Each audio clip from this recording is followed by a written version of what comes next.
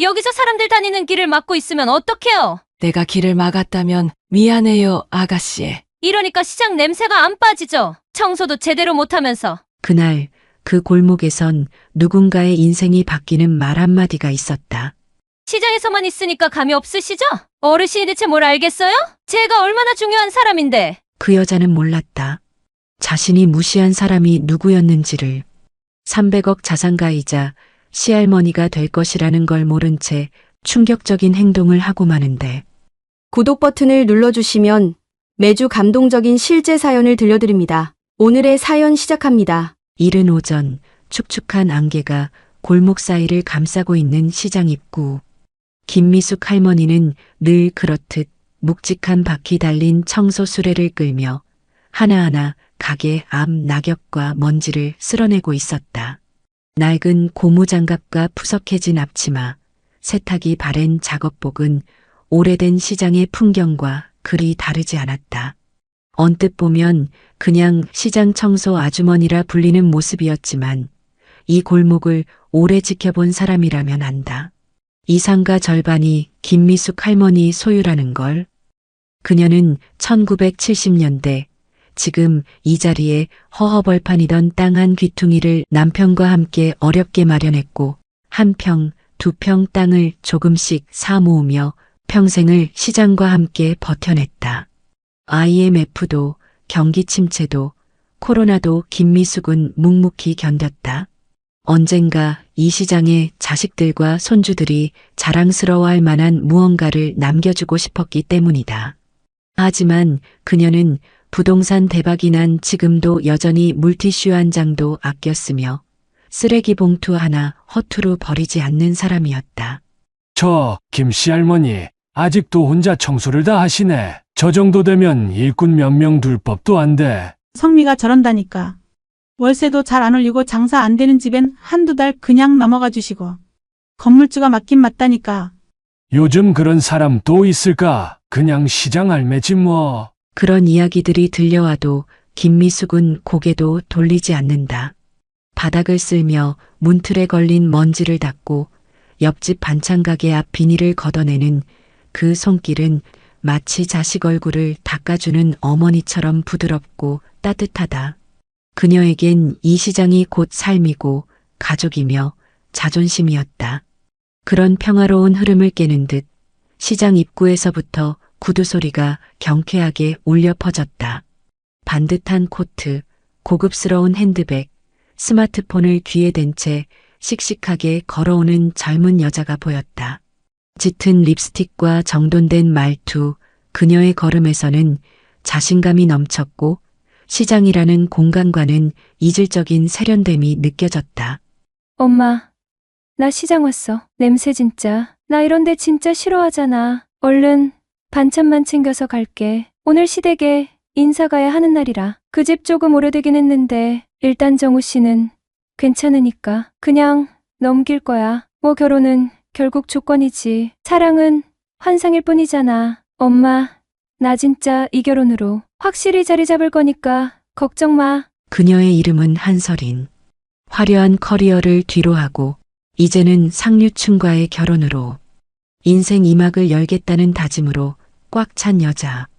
그리고 그녀는 지금 자신이 무심코 지나친 할머니가 오늘 저녁 예비시댁에서 마주하게 될 그 김미숙이라는 사실을 전혀 모르고 있었다. 저기요. 여기 좀 치워주시겠어요? 길을 막고 있잖아요. 요즘엔 위생도 얼마나 중요한데 이렇게 지저분하게 해놓으면 어떡해요? 저 오늘 진짜 중요한 날이라고요. 중요한 날인데 미안해요. 그럼 더 조심히 다니세요. 설이는 인사도 없이 구두굽을 꺾으며 지나갔다. 김미숙은 다시 손에 쥔 빗자루를 들고 바닥에 젖은 먼지를 닦기 시작했다. 마치 아무 일도 없었던 듯 익숙하고 담담하게. 하지만 그날 아침 김미숙의 가슴 한켠엔 아주 오래된 질문 하나가 다시 떠올랐다. 사람은 겉모습만 보고 판단해도 되는 걸까? 그리고 그날 저녁 김미숙은 자신의 손자가 데려온 예비 며느리를 마주하게 된다. 낯설지 않은 얼굴, 익숙한 목소리, 그리고 아침의 그 장면. 그 순간 모든 퍼즐이 맞춰지기 시작했다. 그날 저녁 한설이는 정우의 안내를 받아 서울 외곽의 오래된 단독주택 앞에 도착했다.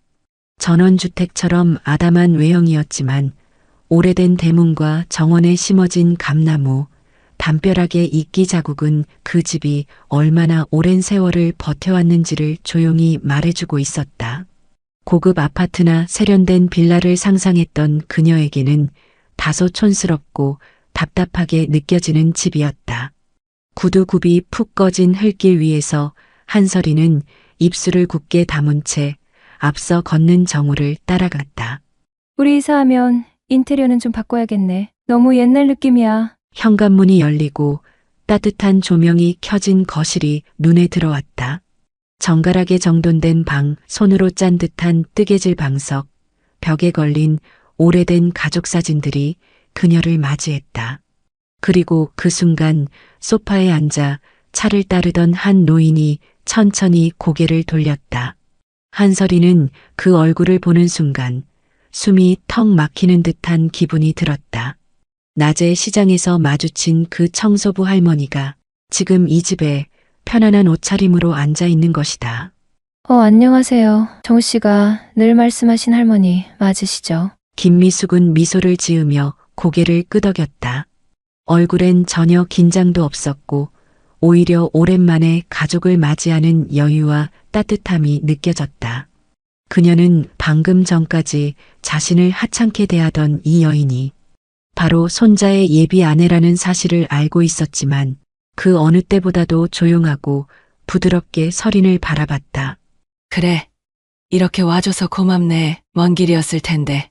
고생했지? 설이는 그 순간 본능적으로 미안하다는 말을 꺼내고 싶었지만 자존심이 그녀의 입을 막았다. 설마 진짜 그 청소부 할머니가 이 집 할머니일 리가 없어. 같은 동네 사람이겠지. 그녀는 그렇게 스스로를 설득하며 고개를 끄덕였다. 다만 김미숙의 눈빛은 어떤 변명도 어떤 거짓도 꿰뚫어 볼 듯 깊었다. 할머니, 설인이에요. 예쁘죠? 방송국에서 일할 땐 뉴스도 했는데 지금은 조금 쉬고 있어요. 정말 좋은 사람이에요. 그 순간 김미숙이 설인을 쳐다보는 눈빛에서 그녀는 묘한 기시감을 느꼈다. 그건 단순한 인사 이상의 것이었고 마치 이미 나를 알고 있다는 듯한 시선이었다. 그녀는 순간적으로 숨이 막힐 듯 긴장했지만 곧 이어진 김미숙의 말은 오히려 더 당황스러웠다. 낯이 익은 얼굴이라 반갑구먼. 오늘 시장에서 본 그 모습이 아직도 눈에 선하네. 심장이 쿵 하고 내려앉았다. 설이는 머릿속으로 온갖 장면을 떠올렸다. 오늘 시장에서 엄마 가게 들렸다가 어떤 청소부 할머니에게 무심코 했던 그 말. 발 디딜 틈도 없어요. 치우세요. 그 한마디가 지금 자기 인생 전체를 걸고 맞이하는 시댁 자리에서 다시 돌아온 것이다. 아마 비슷한 분이셨나 봐요. 저는 시장에 잘 안 가서요. 김미숙은 그 말에 아무 말 없이 웃었다. 그 미소는 따뜻했지만 왠지 모르게 설인의 마음을 불편하게 만들었다. 그녀는 갑자기 자신이 앉아 있는 이 자리가 낯설고 불편해졌으며 정우가 방에서 무언가를 찾는 사이 그 불안함은 더 커져만 갔다. 그리고 바로 그 다음 날 설이는 우연히 다시 찾은 엄마의 반찬 가게에서 또 한 번 김미숙과 마주치게 된다. 하지만 이번에는 그녀의 입에서 튀어나온 말 한마디가 할머니에게 결정적 상처를 안겨주는 순간이 된다. 다음 날 아침 한설이는 잠깐 짬이 난 틈을 타 친정 엄마의 반찬 가게에 들렀다. 시장 중앙 골목에 위치한 진미 찬방은 동네에서는 꽤나 잘 알려진 가게였고 매일 아침부터 줄이 늘어설 만큼 단골 손님도 많았다. 하지만 설인에게는 이 시장도 가게도 그저 과거의 흔적일 뿐이었다. 그날도 그녀는 성가신 듯 구두 소리를 퉁퉁 울리며 가게 안으로 들어섰다. 앞치마를 두른 엄마는 조기조림을 다듬고 있었고 가게 한쪽에서는 김미숙 할머니가 반찬 가게 주인과 조용히 대화를 나누고 있었다. 서리는 김미숙을 보자 순간 멈칫했지만 그녀가 어제 시댁에서 만난 그 할머니라는 걸 확신하지 못한 채 자신의 감정에 휘둘리지 않으려 애썼다. 엄마, 나 오늘 또 시댁 가야 돼. 근데 진짜 그 집은 뭐랄까. 너무 소박해서 좀 놀랐어. 물론 사람은 착한데.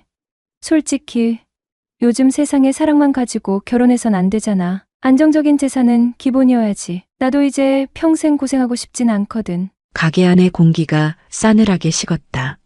김미숙은 조용히 들고 있던 깻잎통을 내려놓았다.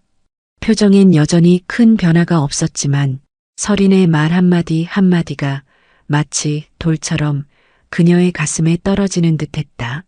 사실 말은 안 했지만 정우 씨도 나 같은 사람 만나서 운 좋은 거지 뭐. 우리 쪽도 방송국 인맥도 많고 인물도 되고. 근데 솔직히 시댁 재산은 좀 기대 이하야. 할머니가 땅이 좀 있다고는 하는데 뭐 얼마나 되겠어? 그 순간 김미숙의 마음속에 작은 파문이 일었다. 이 시장의 절반, 지금 서린이 서 있는 이 가게의 건물, 그리고 그 엄마가 벌써 15년째 장사하고 있는 이 자리가 모두 자신의 땅 위에 있다는 사실을 서린은 아직도 전혀 모르고 있었기 때문이다. 설이나 그런 말 함부로 하면 안 되지. 결혼은 조건도 중요하지만 댐댐이가 먼저란다. 엄마는 몰라서 그래. 요즘은 다 현실적으로 생각해. 나는 이 결혼으로 내 인생 바꿀 거야. 이제는 이렇게 장사하는 집안 말고 진짜 윗집안이랑 연결돼야 한다고. 김미숙은 말없이 자리에서 일어났다. 그녀는 서린의 등을 한번 바라보았지만 아무 말도 하지 않았다. 그저 반찬가게 주인에게 월세 계산서를 건넨 뒤 항상 하던 것처럼 이렇게 덧붙였다. 이번 달은 그냥 넘어가세요. 요즘 경기가 안 좋으니까 대신 따님에게는 맛있는 반찬 좀 더 챙겨주시고요. 그리고 아무 말 없이 돌아선 그녀의 뒷모습은 묘하게 무겁고 쓸쓸해 보였다. 그 모습을 바라보던 반찬가게 주인은 저분이 없었으면 우리 가게 벌써 없어졌을 거야 라고 혼잣말처럼 중얼거렸다. 그날 밤 서리는 정우에게 처음으로 너희 집 할머니 혹시 시장에서 청소일도 하셔? 그리고 정우는 아무렇지도 않게 대답한다. 응, 우리 할머니 그 건물들 전부 본인이 관리하셔. 거기 너희 엄마 가게 건물도 할머니 거야. 몰랐어? 서린의 얼굴이 굳어졌다. 그 순간 머릿속에서 아까 자신이 했던 말들이 메아리처럼 울려 퍼지기 시작했다. 그 집 재산은 기대 이하야. 이제는 이렇게 장사하는 집안 말고 정우 씨가 운이 좋은 거지. 그리고 그녀는 깨달았다. 자신이 스스로 판 함정에 자신이 직접 빠져들고 있었다는 걸. 서리는 돌아오는 차 안에서 말을 잃었다. 정우가 무심코 던진 한마디 우리 할머니가 너희 엄마 가게 건물주야는 서린의 머릿속을 송두리째 뒤흔들었다. 갑자기 복잡한 퍼즐들이 하나씩 맞춰지기 시작했다. 전날 시장에서 마주쳤던 그 할머니, 시댁에서 마주쳤던 할머니, 그리고 반찬 가게에서 월세를 그냥 넘기자고 말했던 그 사람. 모두 같은 사람이었다. 그 순간 서리는 등골이 서늘해지는 기분을 느꼈다. 내가 했던 말, 그날 엄마 앞에서 툭툭 내뱉었던 모든 속내가 전부 그 할머니 귀에 들어갔다는 사실이 이제야 명확해졌기 때문이다. 하지만 서리는 다시 한번 스스로를 다잡았다. 아니야, 아직 몰라. 설마 그걸로 날 싫어하시겠어? 이 정도 말은 누구나 하잖아. 괜찮을 거야. 다음 날 김미숙은 아무렇지도 않게 정우에게 전화를 걸었다. 그리고 조용히 이렇게 말했다. 정우야, 이번 주말에 시장에서 자선 행사 열기로 했지? 서린이도 같이 오면 좋겠구나. 가게 도와줄 손이 좀 부족하거든. 정우는 망설임 없이 서린에게 그 사실을 전했고 서린 역시 도와드릴게요라고 대답했다. 하지만 그 말 속에는 검은 속내와 연출된 미소가 섞여 있었다. 김미숙이 그걸 모를 리 없었다.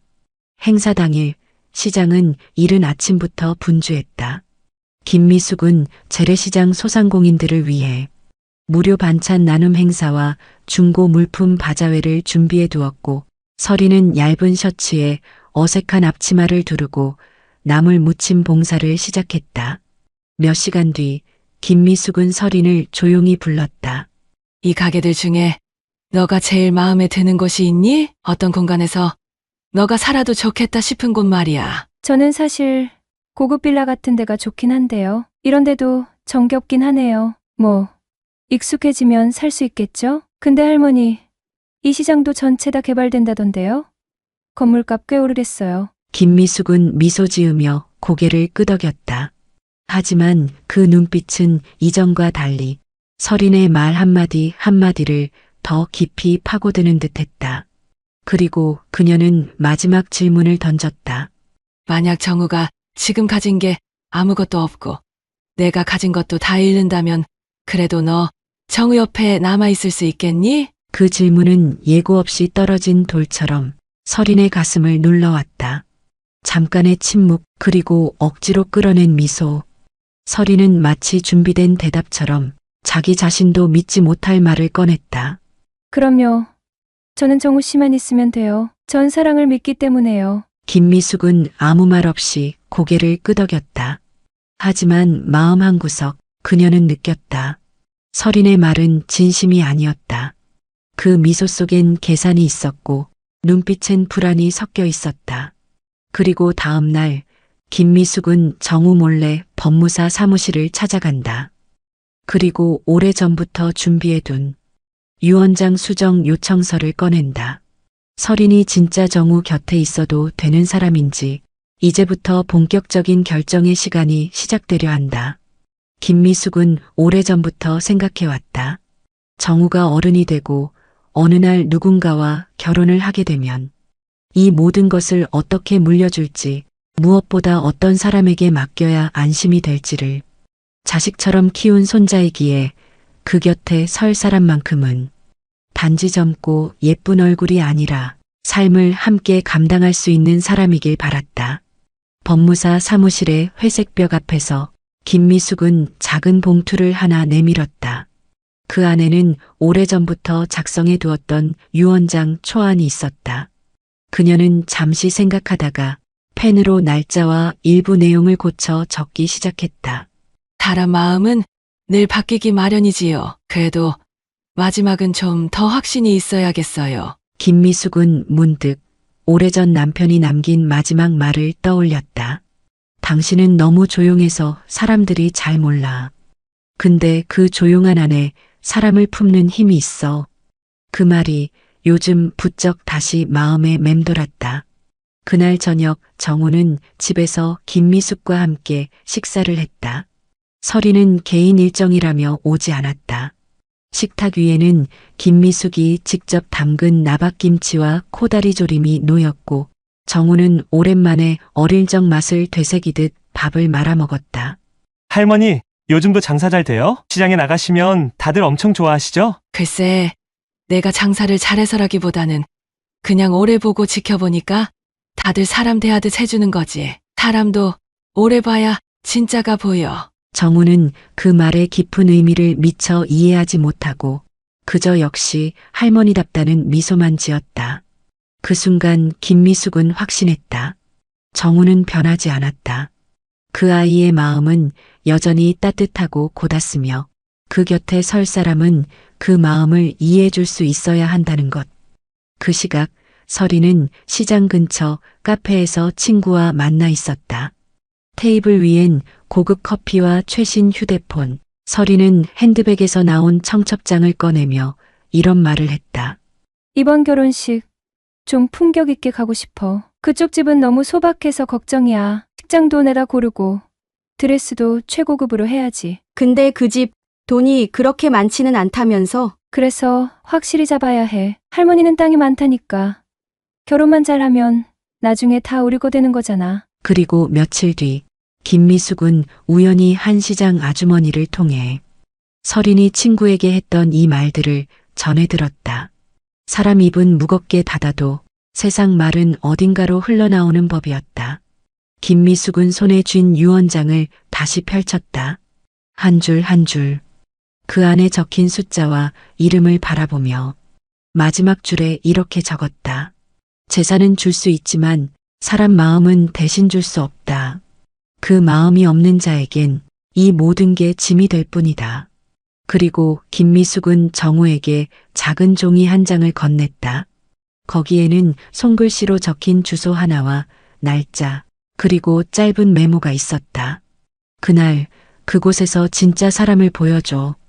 그것은 마지막 결정의 자리를 의미했다. 그리고 정우는 아직 아무것도 모르는 채 그 쪽지를 손에 쥐었다. 주말 아침 하늘은 맑았지만 공기엔 묘한 긴장감이 감돌았다. 정우는 김미숙 할머니가 건넨 쪽지를 손에 쥔 채 서린과 함께 시장 쪽으로 향했다. 그 쪽지엔 단 한 줄 12시 중앙시장 2번 출입구 건물 앞이라고 적혀 있었다. 서린은 그 주소를 보며 인상을 찌푸렸다. 시장. 또 시장이에요? 이젠 정말 이런 데 오기 싫은데 냄새도 그렇고 분위기도 그렇고. 정우는 곤란한 듯 웃으며 말했다. 할머니가 직접 뭔가 보여주고 싶으신가 봐. 중요한 날이라니까 그냥 따라가자. 정확히 정오 시장 골목 중앙에 위치한 오래된 건물 앞에 김미숙 할머니가 서 있었다. 낡은 모자를 눌러쓰고 여전히 수수한 옷차림. 하지만 그녀의 손에는 하나의 키가 들려 있었고 그 옆에는 작은 사무실 간판이 걸려 있었다.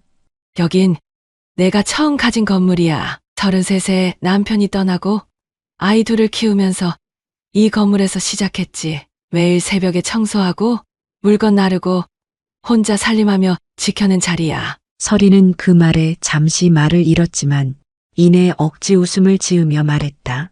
생각보다 오래됐네요.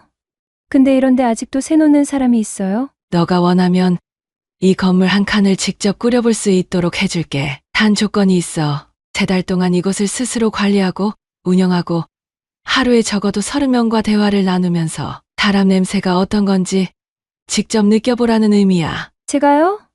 저는 이런 일 해본 적도 없고 방송일만 하다가 이제 결혼 준비하기도 바쁜데 이런 걸 갑자기요? 김미숙은 조용히 고개를 끄덕였다.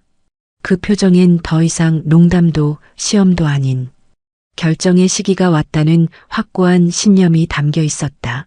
정우 옆에 서고 싶다면 그 아이가 어떤 환경에서 자랐는지 그 삶의 냄새가 어떤 건지는 알아야 하지 않겠니? 나는 그게 없는 사람에겐 이 집안 문을 열 수 없다고 생각해. 정우는 당황한 듯 김미숙을 바라보았고 서리는 참지 못하고 소리쳤다.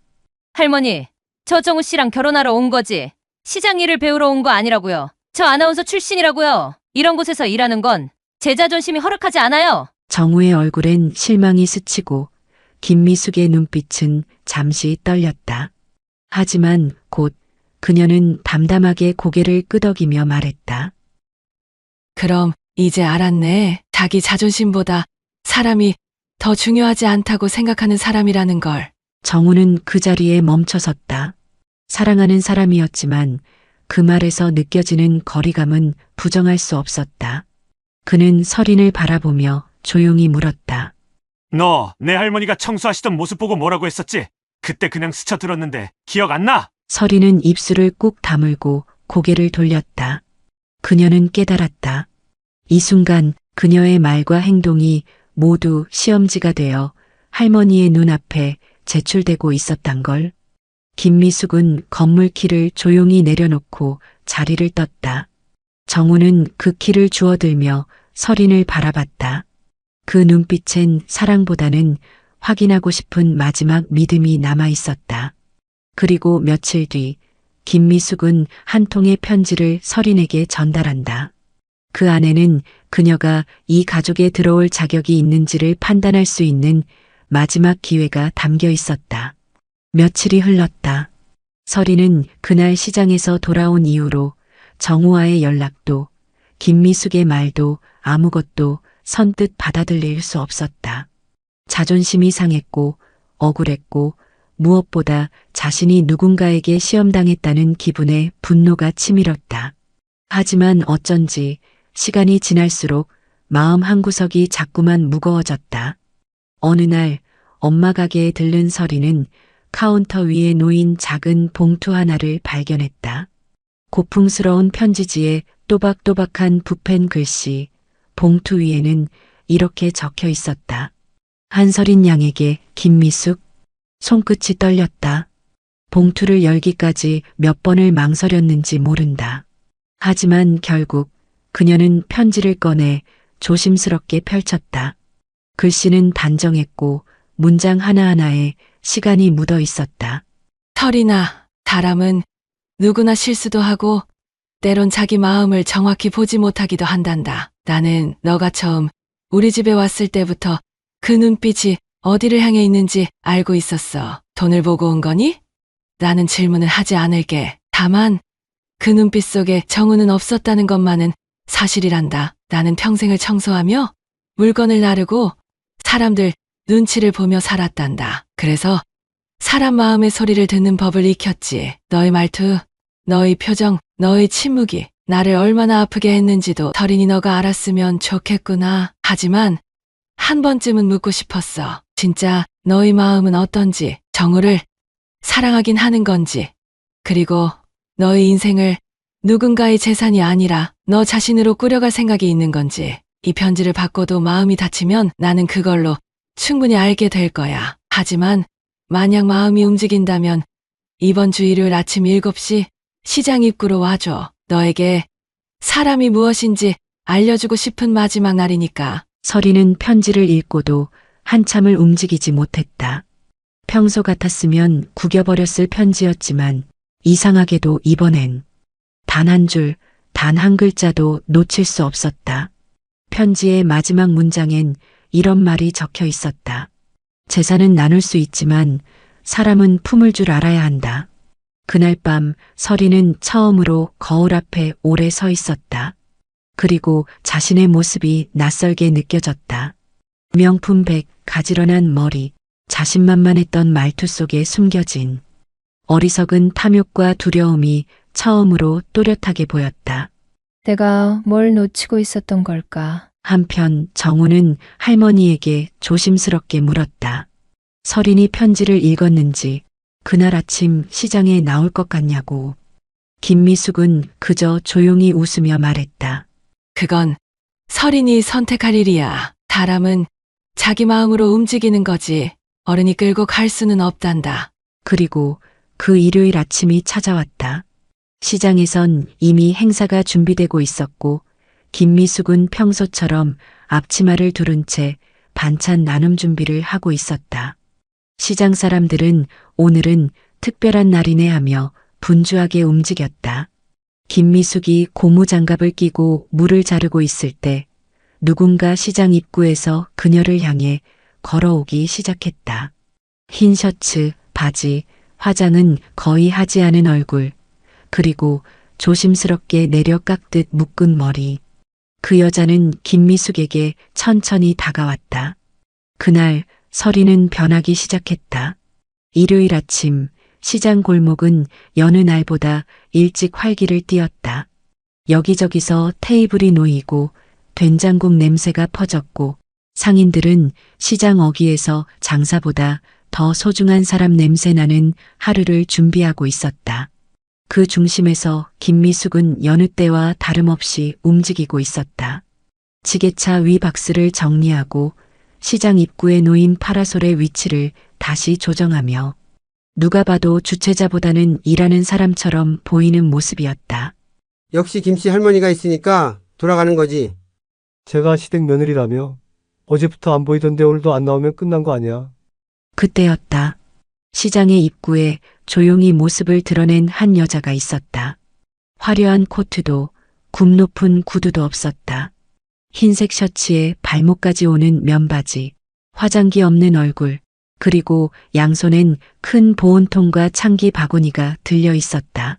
할머니 도와드리러 왔어요. 괜찮다면 저도 할 수 있는 거 해보고 싶어요. 김미숙은 반찬통을 정리하던 손을 멈추고 고개를 들었다. 그리고 천천히 다가와 서린의 손에 들린 보온통을 받아들었다. 그 손길은 조심스러웠고 그 눈빛엔 여전히 의심과 상처가 남아 있었지만 어딘가 아주 조그만 따뜻함의 불씨도 깃들어 있었다. 서리는 그날 처음으로 시장 안을 걷기 시작했다. 조기 손질, 나물 무침, 김밥 말기, 설거지, 쓰레기 분리까지. 그녀는 익숙하지 않은 동작에 어색하게 웃으며 시장 아주머니들에게 제가 잘 못하면 말씀 주세요라고 인사했다.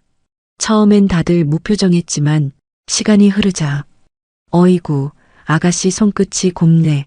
이거 좀 갖다 줘봐요. 하며 조금씩 마음이 풀렸다. 오전 내내 서린을 지켜보던 정우는 말없이 김미숙 옆에 섰다. 그리고 조용히 이렇게 말했다. 서린이, 오늘은 뭔가 다르네요. 그동안 보지 못했던 얼굴이에요. 그래 사람이 진심을 담으면 그 얼굴부터 바뀌는 거야. 그녀는 여전히 속단하지 않았다. 한 번의 행동만으로 사람을 판단할 순 없기에 그저 지켜보겠다는 마음으로 서린을 바라보았다. 하지만 분명한 건 있었다. 서린은 처음으로 남을 위해 뭔가를 하려는 표정을 짓고 있었고 그 눈빛엔 어제까지는 없던 작은 흔들림과 진심이 있었다. 김을 손질하던 중 손에 살짝 상처가 났다. 놀란 서린은 손을 감싸며 잠시 멈췄고 옆에 있던 아주머니가 소독약을 가져와 손을 닦아주었다. 그녀는 처음으로 괜찮아요. 원래 다들 이렇게 일하세요? 라고 물었고 그 말에 아주머니는 이보다 더 힘든 일도 했지. 근데 이렇게라도 살 수 있으면 감사한 거야. 라고 웃어주었다. 대단하세요. 그동안 제가 너무 몰랐던 것 같아요. 그 순간 서린의 눈에 눈물이 맺혔다. 그건 자신의 잘못을 인정해서 우는 눈물이 아니라 처음으로 누군가의 삶을 깊이 바라보며 흘리는 눈물이었다. 김미숙은 멀리서 그 모습을 바라보며 잠시 눈을 감았다. 그리고 속으로 이렇게 중얼거렸다. 조금만 더 지켜보자. 사람이란 게 이렇게 천천히 변하는 거니까. 그리고 그날 밤 김미숙은 다시 유언장을 꺼냈다. 그녀는 마지막 결정을 내릴 시간 앞에서 아직도 망설이고 있었다. 하루를 가득 채운 시장의 소음이 가라앉고 노을이 시장 건물 지붕을 붉게 물들이기 시작할 무렵 서리는 반찬가게 옆 벤치에 조용히 앉아 있었다. 손등엔 작은 붕대가 감겨 있었고 앞치마엔 김치국물이 배어 있었다. 하지만 표정은 이상하리만큼 평온했다.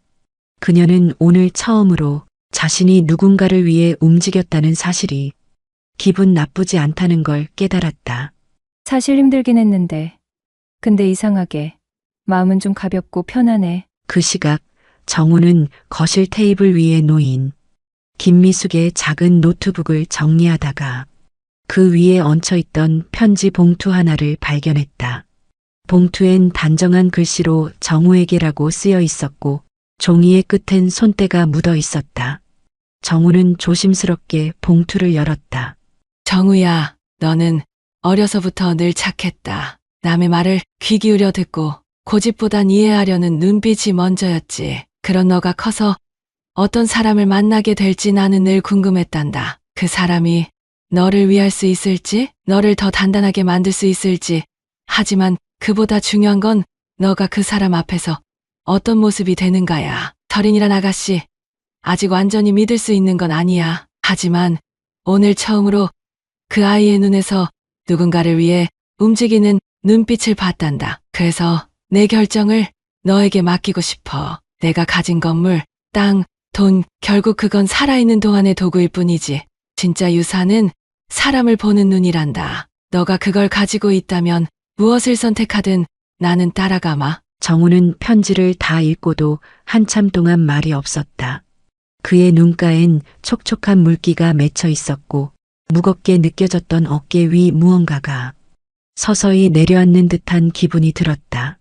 서리는 오래간만에 엄마와 마주 앉았다. 엄마는 아무 말 없이 그녀의 손을 잡았다. 그리고 말했다. 설이나 사람은 말이 아니라 손으로 마음으로 증명해야 돼. 너가 어떤 마음으로 정우 옆에 서고 싶은지 이젠 너도 알겠지? 서리는 천천히 고개를 끄덕였다. 그리고 말없이 가방 속에서 하나의 편지지를 꺼냈다. 그 위에 펜을 들고 몇 번이고 썼다 지우기를 반복하며 조심스레 글을 적어 내려갔다. 아침 햇살이 거실 창을 비췄고 김미숙은 식탁에 앉아 따뜻한 보리차를 한 모금 마시고 있었다. 현관 초인종 소리가 울렸고 문을 열자 서린이 조심스럽게 고개를 숙인 채 한 장의 편지를 건넸다.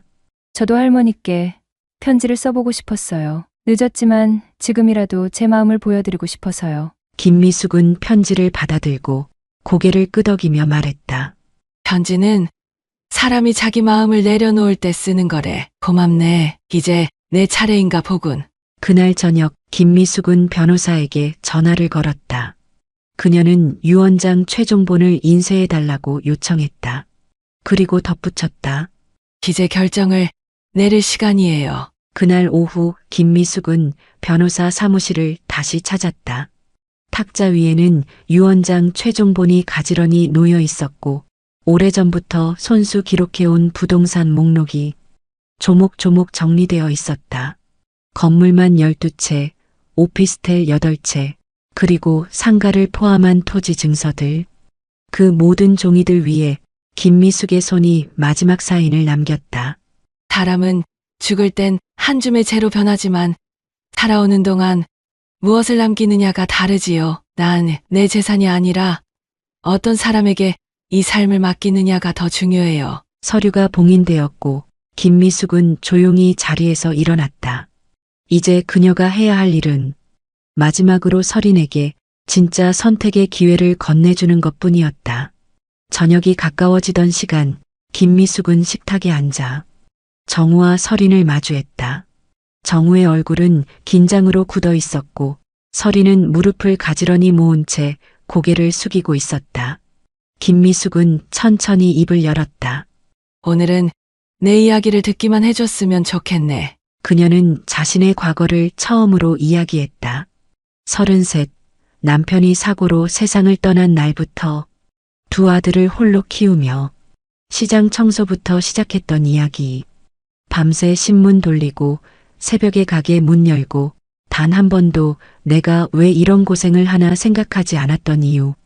그건 모두 지켜야 할 사람들이 있었기 때문이었다.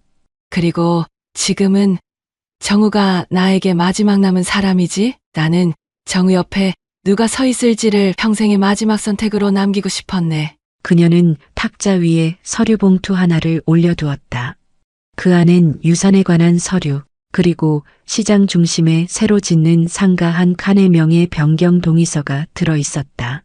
이 서류를 받을 사람은 정우를 진심으로 사랑하고 이 가족을 내 일처럼 받아들일 사람이어야 해. 그게 아니라면 이 서류는 그냥 폐지야. 서린은 입술을 깨물었다. 자신이 그동안 얼마나 많은 잘못을 했는지, 얼마나 자기 중심적으로 말하고 행동했는지 이제야 뼈저리게 느껴졌다. 할머니, 저 솔직히 말하면 처음엔 정우 씨가 가진 게 부럽고 그 집안에 들어가는 것도 좋다고 생각했어요. 근데 지금은 달라졌어요. 정우 씨를 진짜 좋아해요. 그리고 할머니를 진심으로 존경하게 됐어요. 그 말엔 눈물이 섞여 있었고 김미숙은 조용히 서린을 바라보다가 말없이 자리에서 일어났다. 진심이라면 앞으로는 말보다 먼저 움직이게 될 거야. 그걸 내가 지켜보겠네? 김미숙은 봉투를 그대로 두고 방으로 들어갔다. 정우는 서린의 손을 꼭 잡았다. 그 손엔 아직도 시장에서 남은 상처가 남아 있었고 그 마음에는 조금씩 쌓인 변화가 자리 잡기 시작했다. 그리고 다음 날 김미숙이 없는 사이 서린은 그 서류 봉투를 다시 집어들었다.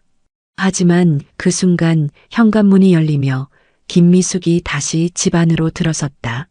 서린과 김미숙의 눈이 다시 마주쳤다. 서류 봉투를 들고 있는 서린의 손, 그리고 그 표정을 바라보는 김미숙의 눈빛. 모든 것을 결정지을 단 한순간이 다가오고 있었다. 현관문이 열리고 조용한 발걸음 소리가 거실을 가로질렀다. 김미숙은 언제나처럼 묵묵한 표정으로 집 안으로 들어섰지만 거실 한복판에 서린이 서류 봉투를 손에 들고 멈춰선 모습은 그녀의 눈빛을 잠시 흔들리게 만들었다. 봉투는 열리지 않았다. 그녀는 그 사실을 가장 먼저 확인했고 서린의 손끝이 떨리고 있는 것도 알아챘다. 서린은 놀란 듯 고개를 숙이며 봉투를 테이블에 다시 내려놓았다. 저 그냥 한번 이 안에 뭐가 들었을까 궁금해서요. 근데 열지는 않았어요. 정말이에요. 김미숙은 한참을 아무 말도 하지 않았다. 시간이 멈춘 듯한 고요함. 시청자라면 숨을 멈추고 바라볼 그 정적 속에서 두 여자의 마음은 각기 다른 방향으로 움직이고 있었다. 열지 않았다는 게 중요해요. 그 봉투를 그냥 두는 건 사람 위에 놓은 거니까. 서린의 눈엔 눈물이 맺혔다. 그리고 드디어 그녀는 스스로 감춰왔던 진심을 단단한 목소리로 꺼내기 시작했다. 할머니, 저 사실 많이 착한 사람 아니에요. 솔직히 처음엔 정우 씨가 가진 환경이 좋았고 그 집안에 들어가면 제 삶이 달라질 거라 생각했어요. 근데 시장에서 사람들 일하는 거 보면서 할머니가 그 많은 걸 다 혼자 감당하면서도 아무 말 없이 사람 도와주는 거 보면서 제가 얼마나 철없고 비겁했는지 깨달았어요. 저 바뀌고 싶어요. 누군가를 위해 무릎 꿇을 수 있는 사람으로, 정우 씨를 옆에서 지켜줄 수 있는 사람으로요. 그냥 기회를 한 번만 더 주시면 안 될까요? 말없이 그 말을 듣고 있던 김미숙의 눈이 처음으로 흔들렸다. 마치 굳게 닫혀있던 마음의 문이 아주 작게, 아주 천천히 열리는 소리가 들리는 듯했다. 그때 정우가 퇴근 후 집에 도착했다. 두 사람이 마주한 공간에 정우의 웃음이 아닌 낯선 긴장감이 감돌았고 그는 상황을 파악하듯 서린과 김미숙을 번갈아 바라보았다. 무슨 일 있었어요? 아니다. 그냥 우리가 사람 하나를 온전히 받아들이는데 얼마나 시간이 걸리는지 얘기하고 있었지. 정우는 무슨 말인지 완전히 이해하진 못했지만 할머니의 말투가 어딘가 예전보다 부드러워졌다는 건 느낄 수 있었다. 그리고 서린이 눈물을 훔치며 가만히 고개를 끄덕이고 있는 모습에서 무언가 변화의 기운을 읽었다. 그날 밤 김미숙은 손수 준비한 된장찌개를 작은 상에 올려 서린 앞에 놓았다. 서린은 놀란 눈으로 그녀를 바라보았다. 내가 이 집에 처음 들어왔을 때 시어머니가 아무 말 없이 이 찌개를 내 앞에 내밀었지. 나는 그때 알았어. 말보다 더 강한 용서는 따뜻한 밥 한 끼라는 걸. 서린은 말없이 수저를 들었다. 그녀의 눈가엔 눈물이 맺혀 있었고 작게 속삭이듯 말했다. 잘 먹겠습니다. 할머니. 그리고 그날 밤 김미숙은 정우에게 오래된 금고 하나를 열어 작은 서류 뭉치를 꺼내 보였다. 그 안엔 유산 관련 문서와 함께 김미숙의 손으로 적은 메모 한 장이 있었다. 이 모든 건 정말 지켜낼 가치가 있는 사람에게 줄 것이다. 마침내 김미숙의 마지막 결심이 다가오고 있었다. 창밖엔 봄비가 내리고 있었다. 잔잔한 빗소리 사이로 김미숙은 오래된 금고를 열었다. 거기엔 땅 문서도 건물 등기증도 있었지만 그녀가 가장 천천히 꺼내든 건 노란빛이 도는 편지지와 오래된 사진 몇 장이었다. 사진 속엔 젊은 시절의 김미숙, 그리고 남편과 두 아들이 웃고 있었다. 남편이 떠난 그해 겨울, 김미숙은 처음으로 이 시장 골목의 청소를 시작했다. 차디찬 바닥을 매일 쓸며 사람들의 발끝에서 하루하루를 견뎠다. 그리고 그 삶 속에서 그녀는 재산이 아니라 가치라는 걸 쌓아왔던 것이다. 이걸 지킨다고 올해도 버텼구나. 그날 저녁 김미숙은 정우와 서린을 식탁에 앉혔다. 앞에 놓인 건 보자기로 곱게 싼 작은 상자 하나였다. 그 안엔 유언장 원본, 재산 분배 서류, 그리고 3장의 편지가 담겨 있었다. 이건 내 전부야. 땅도, 건물도, 돈도 여기 있어. 하지만 내가 진짜 남기고 싶은 건 그게 아니란다. 그녀는 서린에게 첫 번째 편지를 건넸다.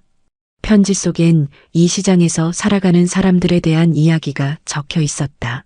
가게 하나하나 상인 한 사람 한 사람의 이름과 그들이 지나온 시간, 그리고 그녀가 이들과 어떻게 함께 살아왔는지, 이 시장이 그녀에게 어떤 의미였는지가 구체적인 단어들로 적혀 있었다. 내가 가진 땅보다 이 사람들을 지키는 마음이 더 크단 걸 알아줬으면 해. 서리는 편지를 다 읽고 조용히 눈물을 닦았다. 그리고 김미숙을 향해 조심스레 고개를 들었다. 할머니, 알겠어요. 이게 진짜 유산이구나. 땅이 아니라 사람 마음을 품는 법이요. 정우에겐 김미숙이 직접 쓴 두 번째 편지가 전달되었다. 거기엔 사람을 잃지 않고 사랑하는 법에 대한 이야기가 담겨 있었다. 가족이 사라지고 자식이 떠나고 그 손자를 혼자 키우면서 김미숙이 버티고 살아낸 시간의 깊이, 그리고 그 속에서 정우가 얼마나 큰 의미였는지를 적어두었다. 할머니, 나도 할머니처럼 누구한테 부끄럽지 않은 사람으로 살게요. 세 번째 편지는 아무도 받지 않은 채 식탁 위에 올려졌다. 그 편지는 이 집에, 이 삶에, 그리고 이 사람들에게 언젠가 다시 돌아올 사람이 있을지 모른다는 마음으로 쓰인 것이었다. 내가 가진 건 다 줘도 돼. 단 한 가지 사람의 진심만은 거짓으로 받지 마라. 며칠 뒤 시장의 간판이 새로 바뀌었다. 김미숙 상가라는 이름 대신 서로상회라는 간판이 걸렸고, 서리는 매일 아침 청소 도구를 챙겨 골목길을 돌기 시작했다. 그녀의 옷은 여전히 소박했고 사람들과의 인사도 이제 자연스러웠다. 이제 진짜 김씨 할머니 같네, 아가씨. 이제야 저도 이 시장 식구 같아요. 그날 밤 김미숙은 조용히 손수건 하나를 개고 있었다. 그녀의 얼굴엔 잔잔한 미소가 퍼져 있었고 창밖에선 시장의 불빛이 하나둘씩 꺼지고 있었다. 사람이 남기는 건 결국 마음이다. 돈도 땅도 결국은 사람한테서 온다. 그녀는 그렇게 진짜 유산을 남기고 있었다. 몇 개월이 흘렀다. 시장은 여전히 분주했고 골목을 가로지르는 볕은 예전보다도 더 따스해졌다. 김미숙은 더 이상 빗자루를 들고 골목을 돌지 않았다. 이제는 가끔 의자에 앉아 사람들이 분주히 오가는 모습을 바라보는 일이 일상이 되었다. 서리는 매일 오전 7시면 시장을 돌며 인사부터 시작했다. 반찬가게 앞에서 아주머니에게 인사하고 두부가게 앞에 놓인 상자를 옮겨주며 그녀의 일상엔 진짜 사람 냄새가 배어가기 시작했다. 할머니, 오늘도 시장 돌고 오셨어요?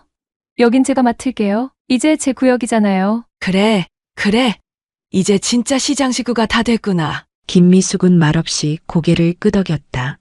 사람을 믿기까지 걸린 시간, 상처를 꺼내기까지 걸린 세월, 그리고 진심 하나로 마음을 열기까지의 여정. 그 모든 것들이 서린의 눈빛 하나에, 그녀의 손끝에 조용히 녹아 있었다. 정우와 서린은 이제 함께 이 시장을 자주 걷는다. 가끔은 김미숙의 뒤를 따르고 가끔은 앞장서 걷는다. 둘의 손은 꼭 맞닿아 있었고 표정엔 더 이상 불안이 없었다. 이제야 진짜 우리 집이 된 것 같아요. 그리고 어느 날 김미숙은 서린의 가방에 조용히 편지 한 장을 넣었다. 그 안엔 단 하나의 문장이 적혀 있었다. 사람을 믿는다는 건 그 사람의 미래를 함께 살아주겠다는 뜻이란다. 김미숙은 시장의 이름도 바꾸지 않았다. 건물들의 간판도 그대로 두었다. 하지만 사람들의 마음은 달라졌다. 누구보다 조용히 따뜻하게 한 사람의 진심이 이 시장 전체에 새바람을 불어넣었다. 해질 무렵 김미숙은 천천히 시장 끝자락으로 걸어갔다. 거기엔 오래전 남편과 함께 처음 장사를 시작했던 작은 철문 가게가 있었다. 문은 닫혀 있었지만 그 앞에 선 김미숙은 작은 미소를 지으며 속으로 이렇게 말했다. 여보, 나 잘 살았지요? 사람이 남기는 것은 결국 재산이 아니에요. 사람이 남기는 건 살아온 방식이고 누군가에게 보여준 진심이며 어느 날 문득 마음속에 새겨진 한 장의 미소일지도 몰라요. 여러분도 누군가에게 따뜻한 마음 하나 남기신 적 있으신가요? 그 마음이 결국 가장 큰 유산이 된답니다. 오늘도 따뜻한 하루 되시고 행복한 하루 보내세요.